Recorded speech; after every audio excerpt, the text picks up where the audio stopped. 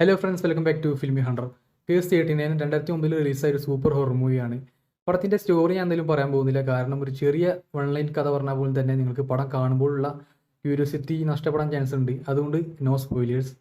ഭയങ്കര സ്ലോ ആയി തുടങ്ങിയ അവസാനം ഒരുപാട് വലിയ വലിയ ട്വിസ്റ്റും ഒരുപാട് ഹൊറർ സീൻസുമുള്ള നമ്മളെ തന്നെ പീഡിപ്പിച്ചിരുത്തുന്ന തരത്തിലുള്ള ഒരു മൂവിയാണ് കേസ് 39. ഈ പടത്തിൽ അഭിനയിച്ച എല്ലാവരും നന്നായിട്ട് പെർഫോം ചെയ്തിട്ടുണ്ട്, ഒരാളൊഴികെ.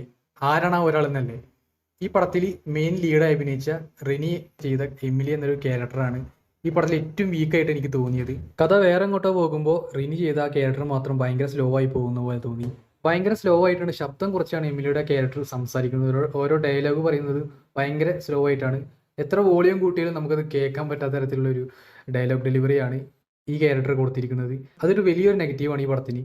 ജോഡ്ലി ഫെർലാൻഡാണ് ഇതിലെ ചെറിയ പെൺകുട്ടിയുടെ റോൾ ചെയ്തിരിക്കുന്നത്. ജോഡ്ലി അടിപൊളിയായിട്ട് തന്നെ ആ റോൾ ചെയ്തിട്ടുണ്ട്.